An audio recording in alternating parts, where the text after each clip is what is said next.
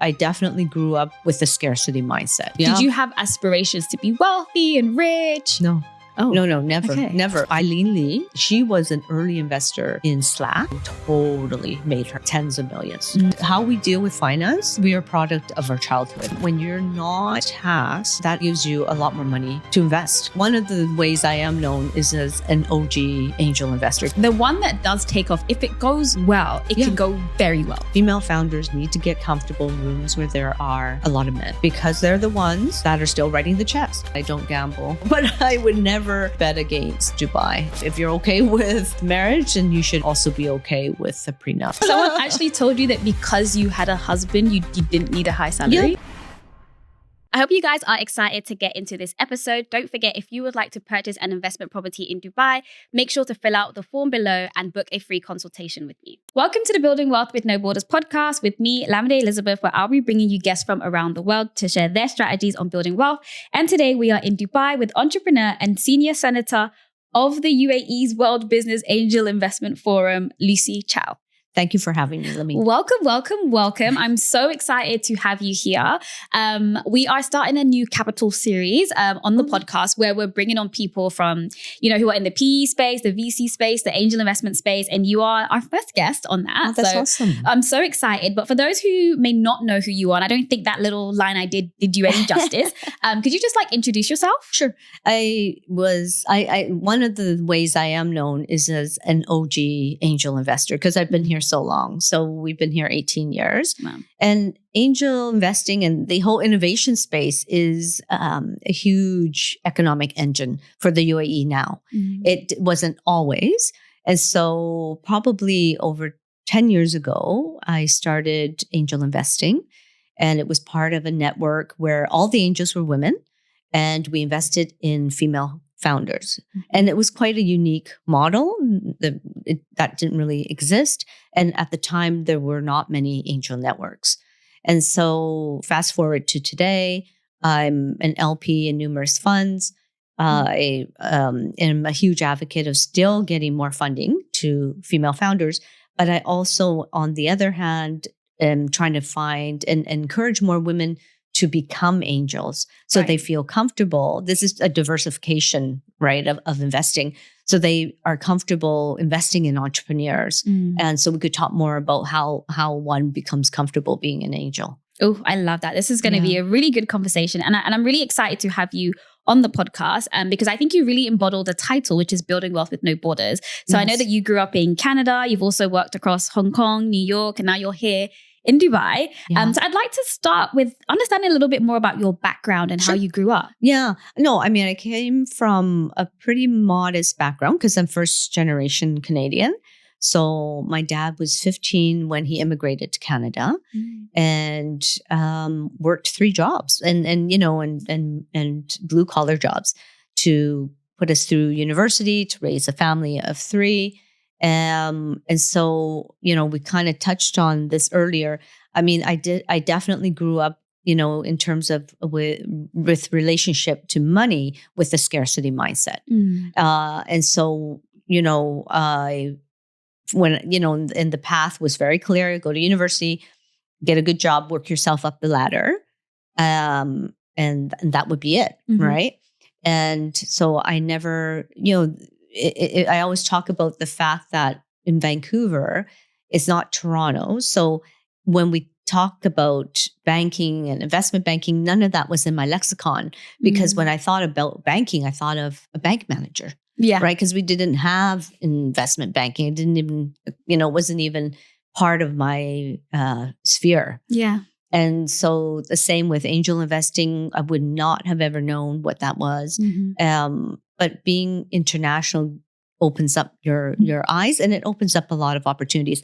So I'm also very happy to talk about the benefits of living in low tax environments and how that also can add to wealth. Right. We're definitely going to get into that. So when you say you grew up with scarcity growing up, what was that like? So I think I'm definitely the same. Yes. And it would I didn't realize it till much later when I was trying to then build wealth and I was like, why am I thinking the way that I am? So for example, one of the ways that I guess growing up with scarcity kind of affected me is at any point, if I could do something myself, I would do it myself. So if I could do my hair myself, instead of paying for a hairdresser, I would learn how to do my hair and do it myself. Oh my God, I love or it. if it's like furniture, building furniture, instead of hiring someone to build the furniture, it's like, well, I'm not paying for that. Like, I don't have money for that. Build the furniture yourself, right? And so as I got older, I really struggled with delegating, especially if it was something that I could do myself. Like, why would I pay someone to edit? I can edit myself. Why would I pay someone I can do it myself?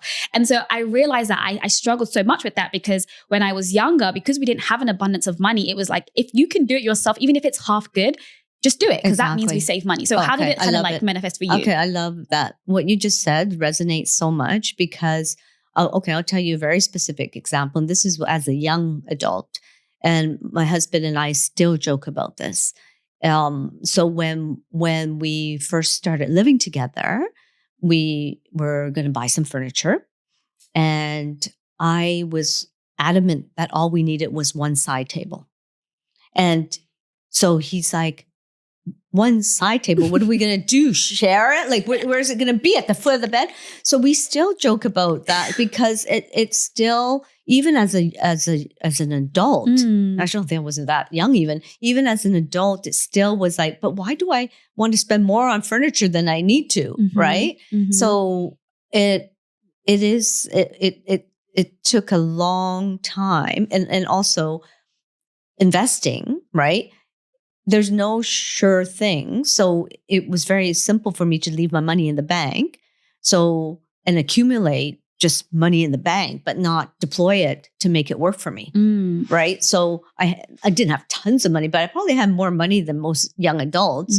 And it was like silly because you do need to make your money work for you. Were your parents good savers? Did they like at least teach you that principle? But that's all we did. And absolutely. I totally feel it's so important to be a saver. That is one value they really instilled in us. And not to gamble your money away, not to use it frivolously, maybe like on a second side table, so like they're yes, they definitely instilled that properly in us. Yeah. So you grew up with like a, somewhat of a scarcity mindset, sort of a savings mindset. Yeah. Did you have aspirations to be wealthy and rich? No. Oh, no, never, never. Because it was not something that I thought was in my sphere. It wasn't like I knew super wealthy people. Right. It wasn't like I understood what that would give me or what that would look like. Right. And so it only is like through becoming an expat and living in other countries that I got a better sense of what you could do. Like you could be wealthy, but you could still do good with your money. Right. And that's one reason to accumulate wealth, not just for yourself, but to give back to society. So then, that was a bit of a pivot in my thinking also. I don't need to be wealthy just for me. I want to be wealthy because I want to do good with my money. Right. So then what made you want to go into banking, or like who did you want to be? What did you want to be when you were younger? An actress, actually. I wanted to be an actress. But at the time, there were not many actresses that looked like me in Hollywood. And they still don't. I mean, I don't know if you remember Michelle Yeoh when she won the Academy Award last year at the age of 60. And she was still saying that it was a struggle, right? And so, so that was nixed because my dad's like, I'm not paying for you to go to university to study drama or theater. And so I did an international relations degree and I kind of fell into banking. I was my very first job out of university was telemarketing. And I actually feel that it's one skill set that everyone should have is the ability to sell. Right. Yeah. So selling, as hard as telemarketing was, taught me. Now we talk a lot about it, resilience and grit. Those were not in like our vocabulary at the time, right? Yeah. And I don't think I was looking to become resilient or have grit I was just doing a job, right? And hopefully doing it well. But then I went and did a program, went back to school, did a program that got me, like it was 1 year, academic 1 year overseas. And my very first overseas posting was in China. Okay. And I was working for the British Columbia Trade Development Corporation. After 2 years, I didn't want to stay in China, talked to a search firm, And they got me into Jardine Fleming, which does not exist anymore. They are a mutual fund unit trust. They were probably the biggest in the world at the time. Oh, wow. And that's kind of how I kind of got into finance. So you kind of fell into it. I totally fell into it. Yeah. What did your time in finance in general teach you about money and wealth? I feel like it really opens up a different world. Okay. What was interesting was perhaps my lived experience of having to negotiate my own salary. So it wasn't so much of, okay, we're in the investment bank and we're like managing all this money and all these corporates. And yeah, that's educational for sure.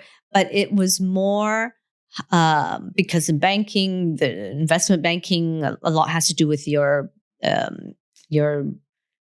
salary and then your bonus.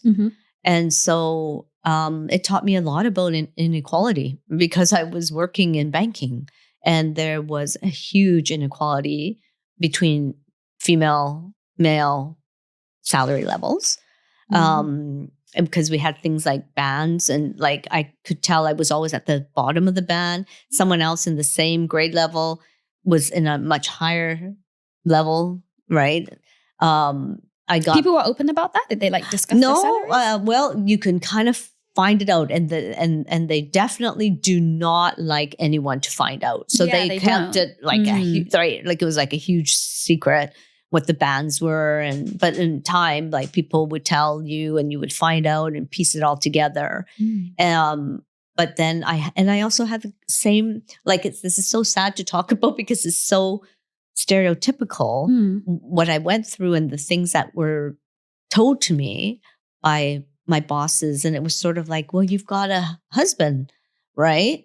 And, you don't need to have the same level as him. And that just sucks. What? Because I would think I was adding more value than like a particular colleague. And, to the question that we had earlier, I'm my own person. If I want a prenup because I'm making more money, I want the prenup, right? But, just these antiquated ways of viewing women in an organization taught me a lot about money. Wow. So someone actually told you that because you had a husband, you didn't need a high salary? Yeah, but this is not an unusual. I hear this and I can't believe that happened to me, but it happens a lot. Not a lot, but it happens. It happens to women. That's, the first time I heard that, I had a friend here that I met while I was working in banking. She was coming from Lebanon. And they said that to her as well. Hers was the opposite. Hers was like, I think it was like, you don't have kids and stuff. So why do you need an increase in salary? But it's like, why is that factoring into what I'm getting paid if I'm doing the work? Right. And they don't say that to men. Do they say that to men? They don't say that to men. Right. So it's a very sexist way of looking at the world. How did you feel when they said that? What was your reaction? I realize now, whenever it came to negotiation of salaries, I just was always mad because I always felt I was on the back foot of it. I couldn't change my sex. I can't change who I am, right? But I could see that they just viewed me one way, no matter how much I contributed, no matter how good I was in my job. So I guess, now that I'm articulating it, I think I just felt like, deflated and angry. What would you say to any women that might be watching this who maybe has experienced the same thing, or maybe they are going in for a negotiation sometime soon? What advice would you give to them? Yeah, I mean, okay, so I'm going to give the good advice, and then I'm going to say something else. So the practical advice is to arm yourself with, to write it all down, all the things that you've done through the year. Let's assume it's a year-end review, and we're going to go in and talk about salaries and promotions and bonuses. They can't argue with fact. Right. So be factual, make sure that through the year, your boss, and don't just spring it on him or her at the end of the year. Make sure you're documenting and, self-promoting yourself about what you do if you're doing something well, so that that they're getting the message throughout the year, right? So come armed and be pragmatic and say, this is why I think I deserve this much. Okay. And then the other more flippant answer would be to go and find an organization that appreciates you. If you're not getting paid what you know you should be getting paid, go and find another organization. Yeah. I agree with that. So whilst you were in banking, you were also doing your MBA alongside, right? Yes. What made you want to do that? I guess I now know I'm constantly curious. And so I really do believe in continuous education. And I think even then I probably thought it can't possibly hurt to have further education. And I did not do a business degree. Right. And so I was like, I just thought I would apply to this awesome program. Kellogg started an EMBA in Hong Kong. So it was a wonderful brand and it was a wonderful opportunity. And I must have probably been, and this I do actually credit my boss for supporting me. I think I might have been one of the first people at the bank to have taken advantage of this. So I don't know. I must have been reading the employee manual, and they would pay for 50% of your higher education. And and to his credit, my boss also allowed me to take 2 half Fridays off a month to go and do this executive MBA, which was very unheard of. I mean, it's not a time when there was like remote working. Right. It was nothing like that. Right. And especially at the time in Hong Kong, and probably still now, you worked long hours. But they approved, when I got accepted, they approved to pay for 50% of that executive MBA and to allow me 2 half days, for 18 months, 2 half Fridays off a month to do that degree. So that I really am appreciative of. Would you only dedicate your Fridays to it, or was it like every night, every morning? No, so it was, so what happens is you were on campus. So you lived on campus for 2 weekends a month. Interesting. And then, of course, so a lot of the group work took place during that time, and also the lecturers, because they sent in the lecturers from Chicago. So they would come in at that point. It was a really time consuming. I'm really grateful I did it. I'm grateful the company supported me. And I'm grateful that at the time, Ray was my fiance, that he supported me. He organized our whole wedding. I didn't have any bandwidth to organize our wedding. So he did it all. Oh, yeah. During the time when you were studying. That's why I'm not sentimental. See, I'm like, I don't need to organize a wedding. You figure it out. So yeah, no, he did it all. Did you meet your husband during your? He's Canadian also, and we both met in Hong Kong. Yeah. Okay. Yeah. That's so cool. Okay. So let's move on to investing, right? So a big focus of this channel is reiterating how important it is to invest, right? Especially when you're trying to build wealth. There are a lot of people who think that they can save their way to wealth building, and you don't want to do that. But a lot of the investing conversation on this channel, but I think in general as well, is largely centered around investing in stocks, investing in property. Sure. And angel investing has similarities to investing in stocks because you're kind of invested in a company, but it's a little bit different. So could you explain to those who, I'm sure there are many people who haven't heard of angel investing before, what it is? Sure. It's the earliest stage, one of the earliest stages of an entrepreneur's race. Okay, so an entrepreneur's life cycle, right? They have an idea. They usually should go to friends, family, right, to get their first amount of money in.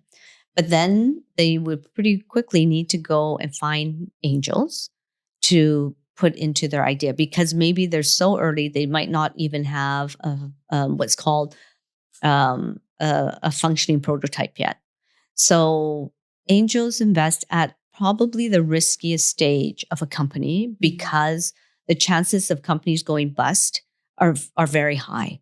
So that's why angels are called angels, because you have to have a lot of belief in the founder and the idea and his or her ability to execute on that idea, to invest in them. And so it's exciting, because it's exciting and a privilege to actualize and help someone realize their dream, whatever that dream is. But of course, it has to make sense to you. It has to resonate with you. It has to fit into your portfolio. So angels invest at early stages of a company's life cycle. Right. So yeah, I guess that sums it up, right? An angel is a very early investor into an entrepreneur's business. It is. And so it also means that usually you don't have to put in a lot of money because it's not like venture capital amounts of money. However, because it's such high risk, the chances of you losing that money is very great. So a typical angel should have they should have a portfolio of like about 10 companies. Okay. If they're starting off 10 companies.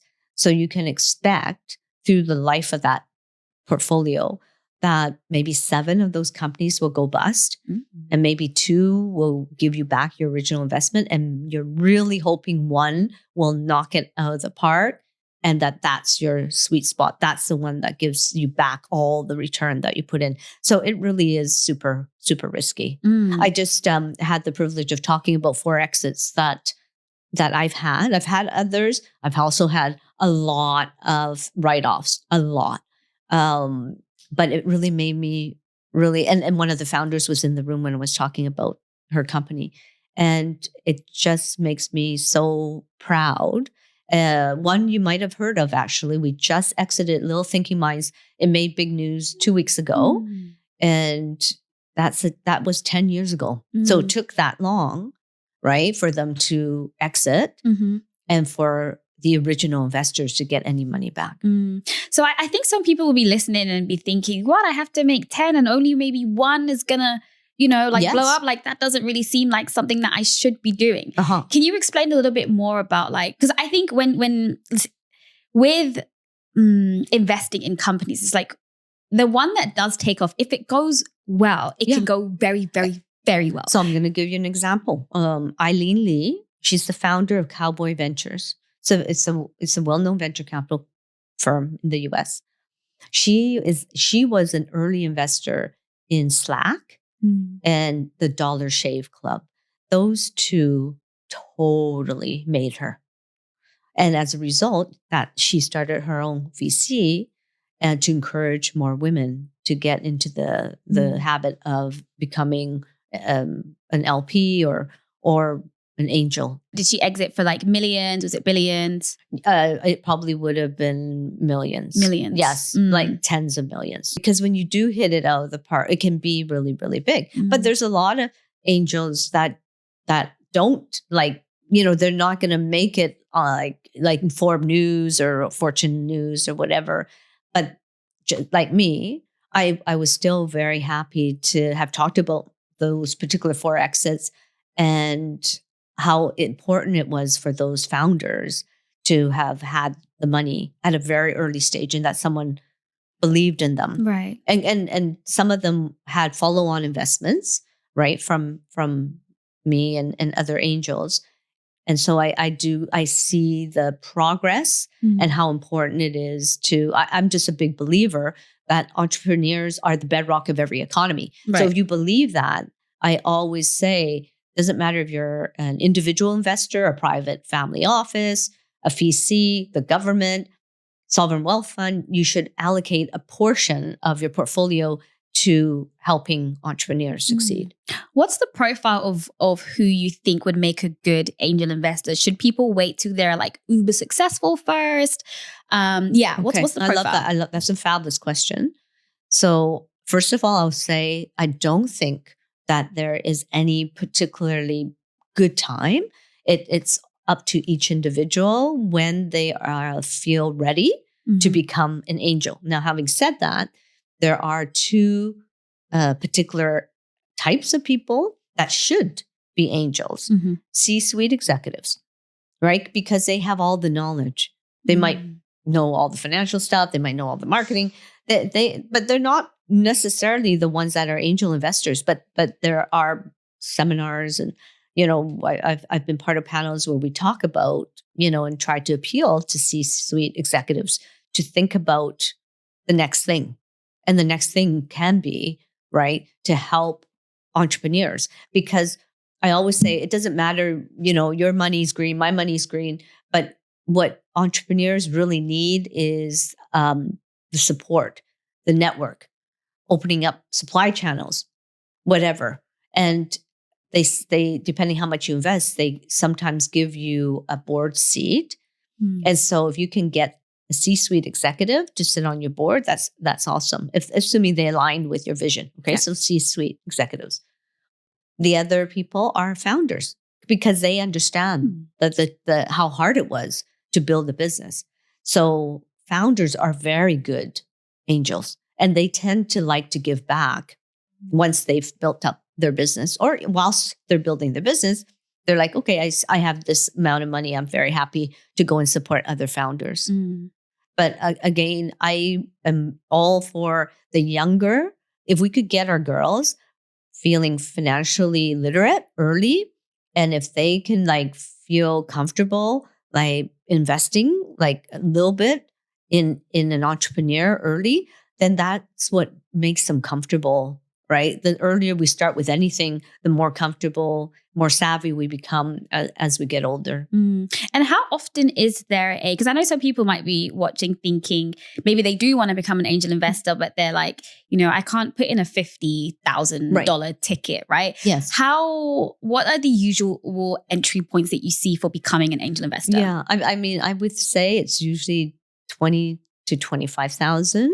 But when we started our angel network way back, we deliberately made it low. We made it like 5,000 US. And I know other female founders, they are so keen to get female investors that they've gone down as low as 1,000 US to just get women feeling comfortable saying that they're an angel and saying that they have started becoming an angel. So that does exist. Right. You can negotiate you can negotiate. Yeah. Yeah. So what are your thoughts on angel investing as a way to build wealth in general? It's one of many levers. Like anything, I wouldn't only be an angel. It's important, like you said earlier, to have savings, obviously, stocks, property, if you can afford that too. It's really important to have a diversified portfolio. It is definitely one and probably the most fulfilling component of your investing because there's a real human, there's a human impact there. You're impacting this entrepreneur and their growth and their vision and allowing that to see the light of day. I love that. Okay, so a large proportion of the viewers are going to be in their mid-20s to mid-20s all the way up until like mid-40s, right? And I think one of the questions that I know a lot of people have on their minds is like, how do I get rich? People just want to get rich. I want them to tell me. Yeah, I want them to answer that question.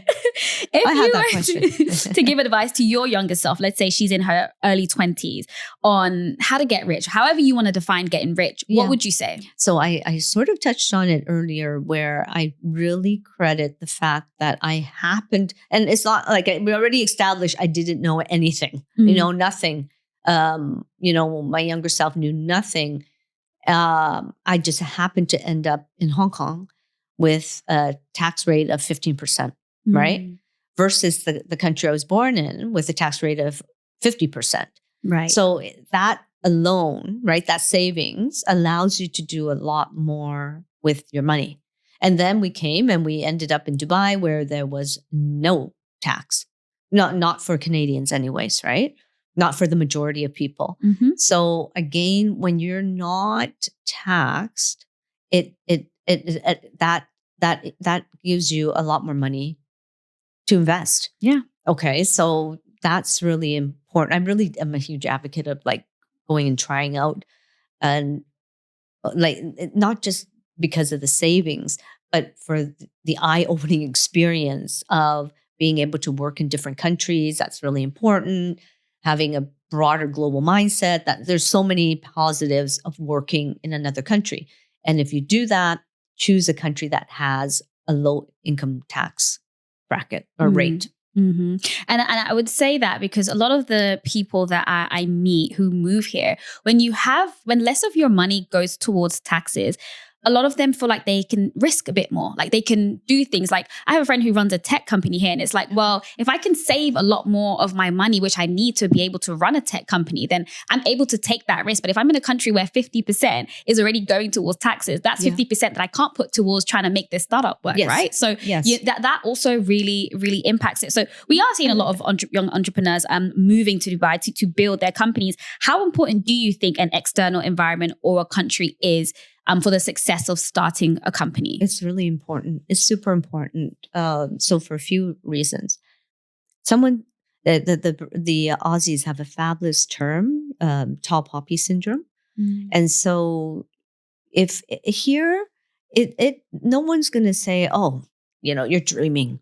That's never going to happen," and why, no one is ever going to dampen your enthusiasm for growth and for financial growth, personal growth, because everyone else has that mindset of, it's fabulous. This is also why we're here.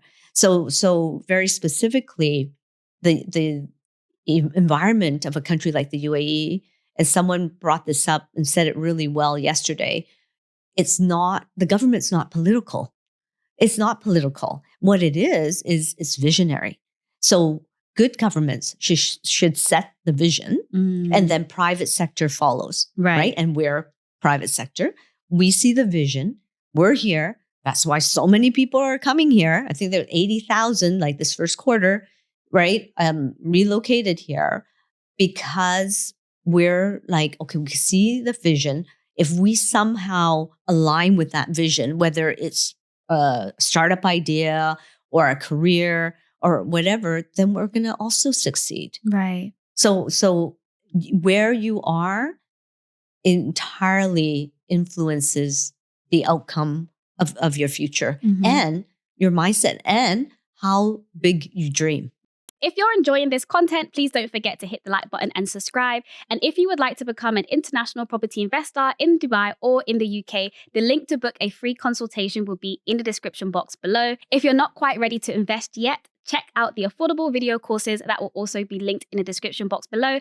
And if you would like to relocate to Dubai, set up your business in Dubai, or anything else related to relocating to Dubai, check out www.theprofessionalnetwork.com. Yeah, it's so true. People always ask me, like, what is it about Dubai that people love? I'm like, even if you just go to, like, I don't know what museum or something it is that I went to, and I saw what Dubai looked like 30 years ago and what it looks like now, and you realize that that was someone's vision and that person is still here today. It's like, it's insane. Isn't like the city in and of itself, the way it has developed and the way they're so intentional about, like, it's almost run like a business. Right. And so that, being surrounded by that, and then not to talk of, because it's a place where the majority of people are expats, people here, the majority of people you meet have left somewhere else to come here. So they already have an interesting story because they've abandoned their home and they've come here to try and do something better for themselves, right? And you don't find that all the time. So the ecosystem here, I would just say, like, the people that you're surrounded with, the city in and of itself, it really does force you to dream bigger. Yes, I love that. I love that. And I told you earlier that I don't gamble. So, but I would never bet against Dubai. Yeah.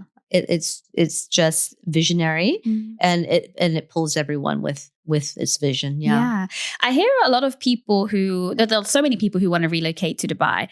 And people often ask me, like, what are the gaps in the market where I could start a business? Do you have any insight on that? Okay. I mean, probably, I don't know, probably less gaps now, but I still hold on to one thing I always do tell entrepreneurs, because there's always this worry about being a copycat.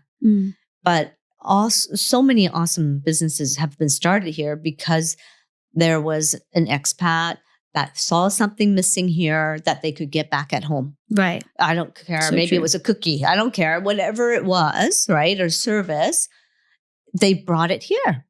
So, or, some already has like a fidget, right, that they put together, but you've got a better idea to improve that fidget. That's okay. Yeah. That is absolutely okay. Because what was someone that's using example of like the iPod?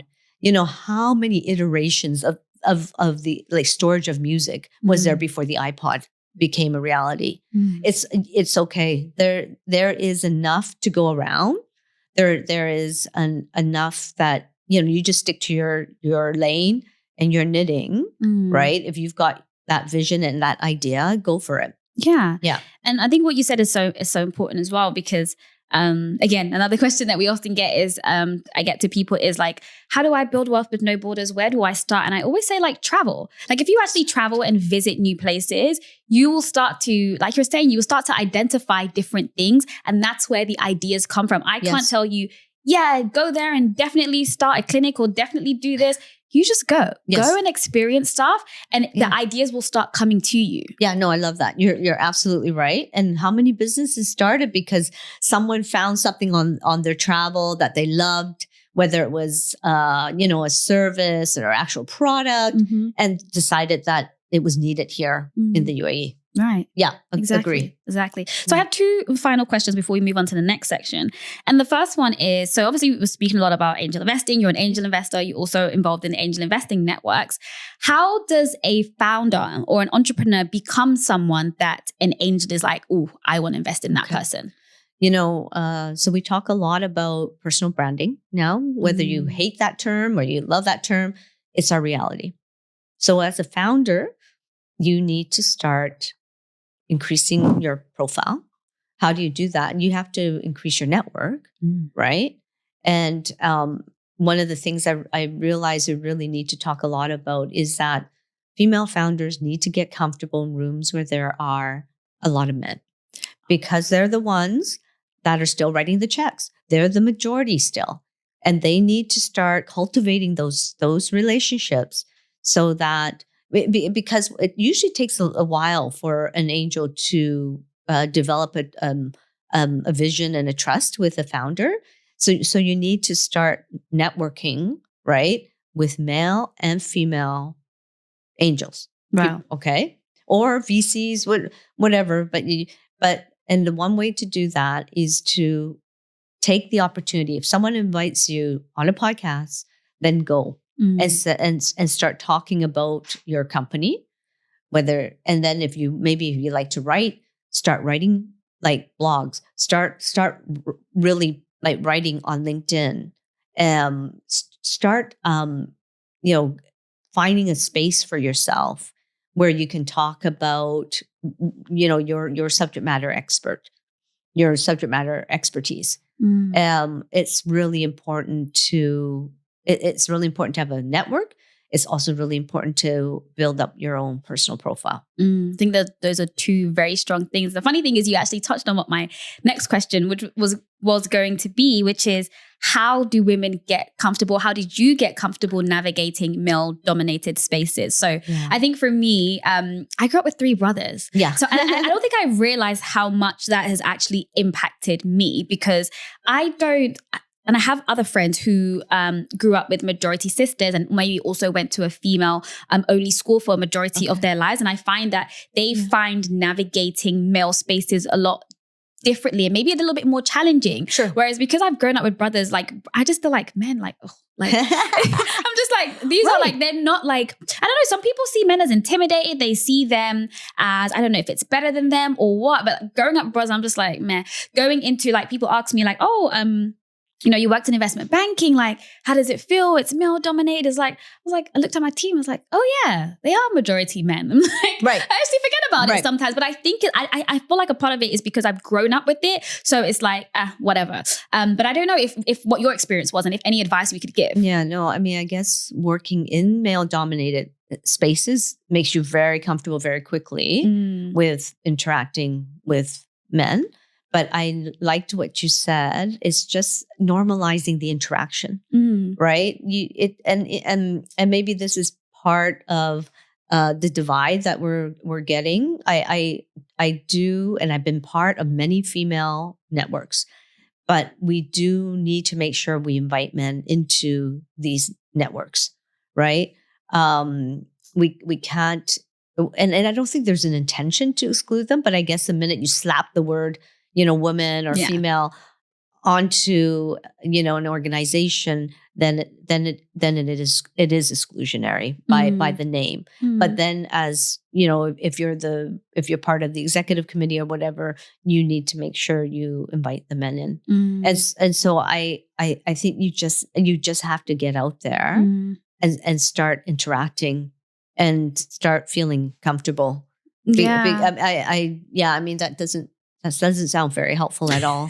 It really doesn't. No, but I think you just have to go into those spaces, and I'd say know your stuff, because I think sometimes with men, where maybe women can start to feel like maybe shrink themselves a little bit, is sometimes like they'll use certain jargons or stuff like that and I don't know if this is not all men, right? But sometimes just in certain circles, people will use certain terminology that are very high level, let's say, and that can kind of exclude other people. Whereas you could just say, I don't know what a good example is, but there would be a very basic way of saying it. But then you could use like the super finance terminology, right? Like I'm working in investment banking. There are so many terminologies we give to stuff that is like, we could just say this, but we say something else, right? So true. So knowing your stuff is I think will give you a lot of confidence, because then even if they are speaking in their jargon, you kind of understand a little bit more. But I think getting around men and going into these spaces with the confidence of what you know about what it is that you're doing or about the space in general,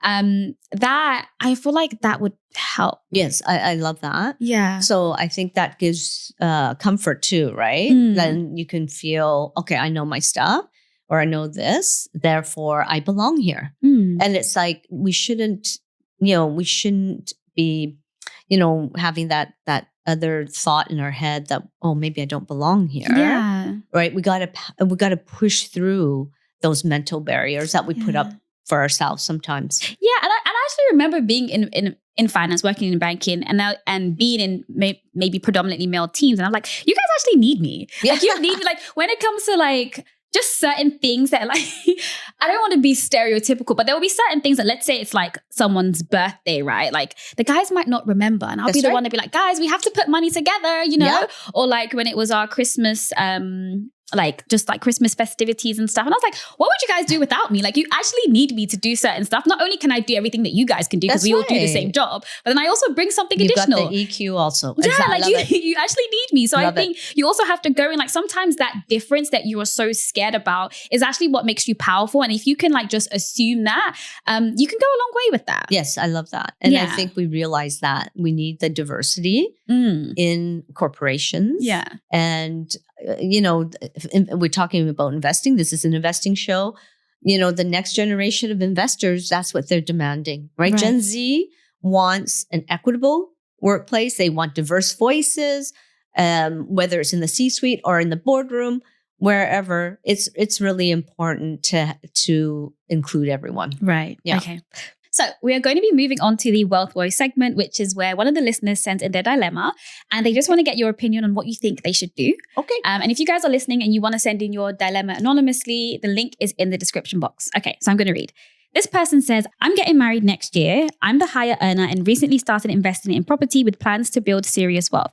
I brought up the idea of a prenup and my fiance said it's unromantic and makes it seem like I'm planning for divorce. Now I'm second guessing myself. What are your thoughts on a prenup? Yeah, I guess it depends on, obviously it's up to the couple, and,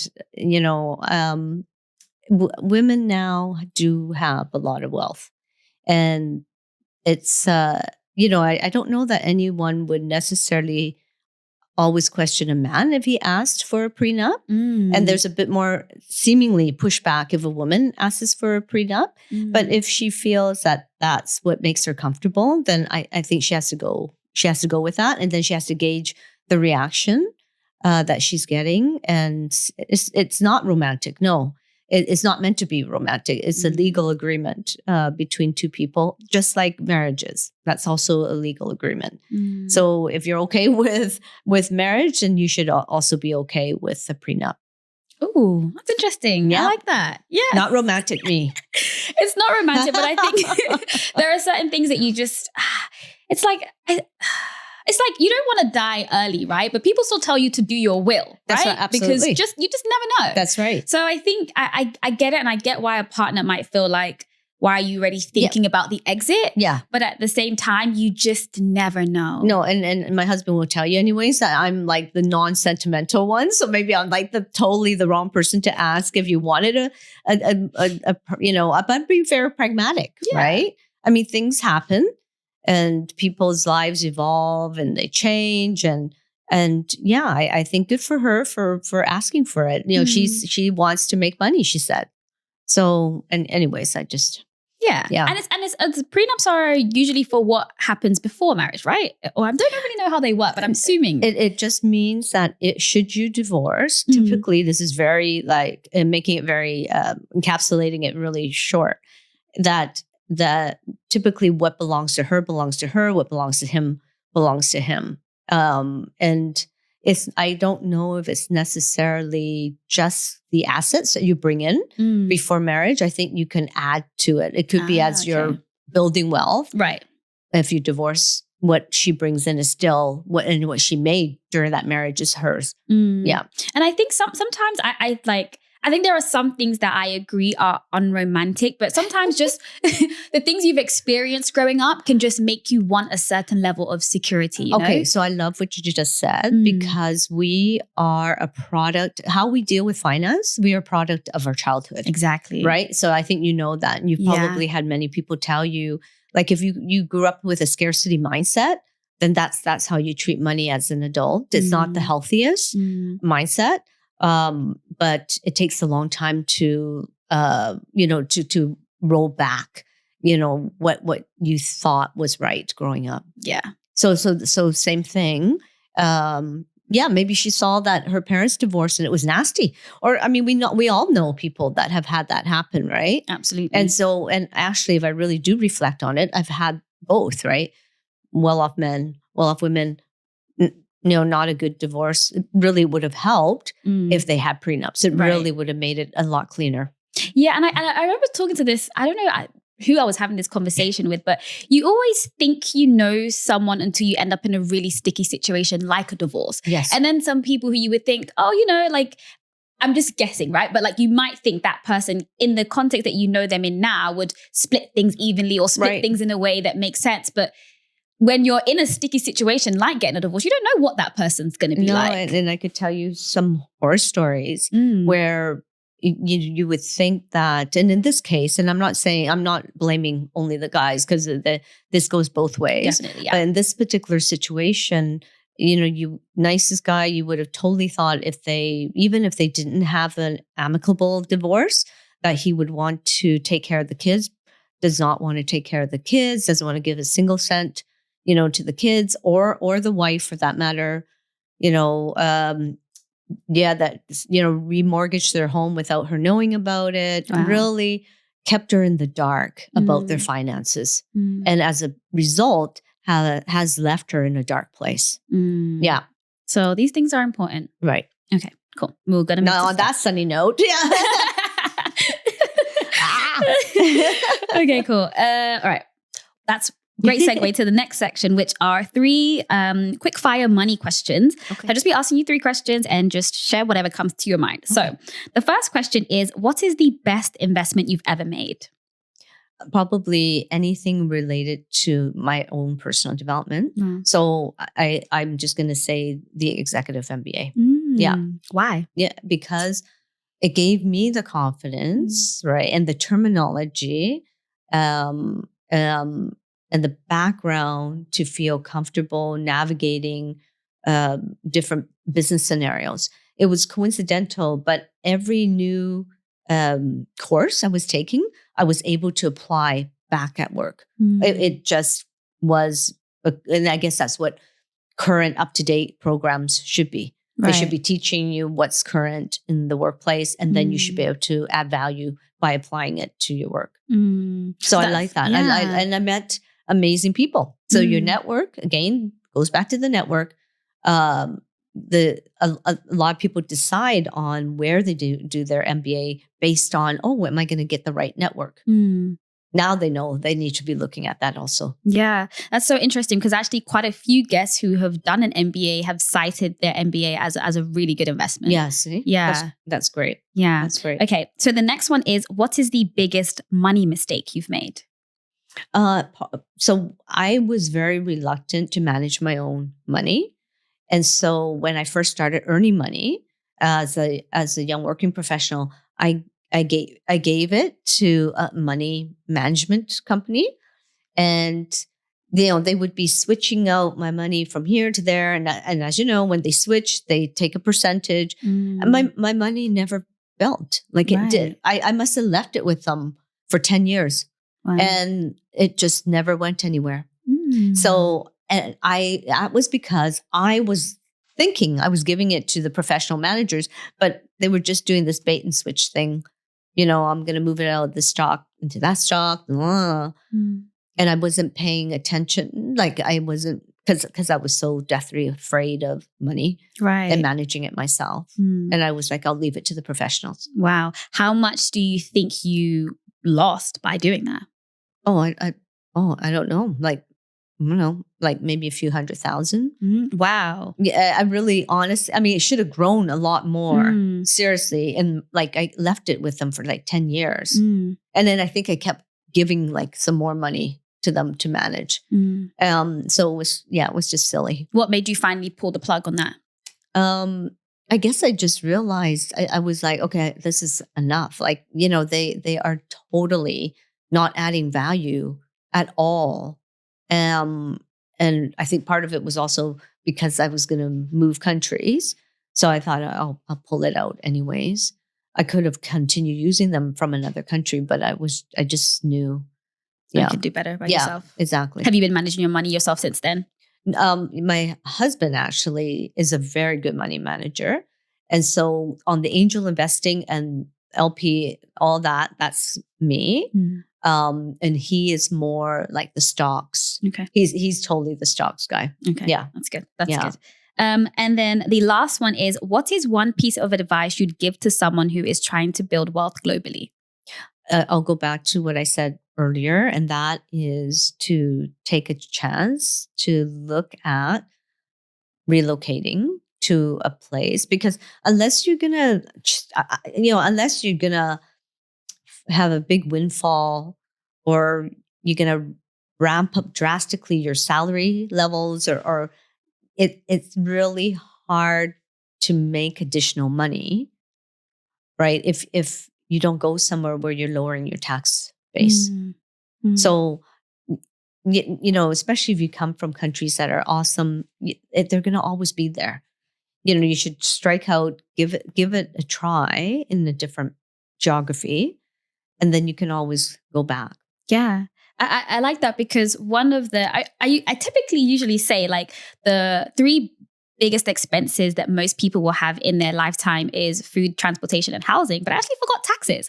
Taxes is probably might even be bigger than all three of them, especially if you're in somewhere like Canada or the UK, where your tax rate can go up to, 40, 45%, 50% plus. Yes. That is a huge expense that you take on for a very long time, that if you could just, and even if you can just take that back for 10 years and then you go back, the amount you can save in those 10 years and reinvest that into, whatever it is, angel investing, property, reinvesting it into yourself, even just reinvesting it into your ability to explore, see different things, that can make a huge difference on your ability to build wealth. Yeah. And I guess I just want to come out and say, we talked about how I grew up with a scarcity mindset. I'm now sitting in front of you talking from a place of privilege. So I want to make sure that your listeners and viewers understand that not everyone can leave their home country. And there are many people that would give their eye teeth to be a Canadian, and they should, because it's an amazing country. And so I'm not saying this advice is for everyone. And there would be people that would be like, give me the Canadian citizenship. I'll be happy to pay that 50%. I'm just saying, if you're in a situation where you can, and you can move to another low tax based country, then that just is one lever to push for wealth building. Right. Yeah. No, it makes sense. And I think one thing that I always say as well is that when it came to like our parents, so I think your parents would be similar, just that they migrated to Canada. My grandparents actually had my mum in the UK. They were doing that at that time because they were doing the similar sort of thing. Going to the UK, going to Canada was going to be a massive booster for them and the children that they were going to have in terms of building wealth. They did that. So if you are then already in those places, they have already made that big jump. And for some people, you won't be able to make as big of a jump by staying. Sometimes that big jump is going to come by you doing exactly what your parents did and thinking, okay, where's the best place to go for me to be able to build wealth? Maybe it's staying where you are, but for some people, it will be going somewhere else. So yeah, I think that's a great place to wrap up the podcast. So where can they find you if they wanted to become an angel investor, in fact? Okay. What So can they do? I'm always very active on my LinkedIn. Anyone can message me. Or they can send me an email, lucy@theelements, plural, -group.com. Okay. Yeah. I'll put that in the description Okay, box. that's awesome. Thank you so much, Lucy. Thanks for having me, Lamide. I really enjoyed our conversation.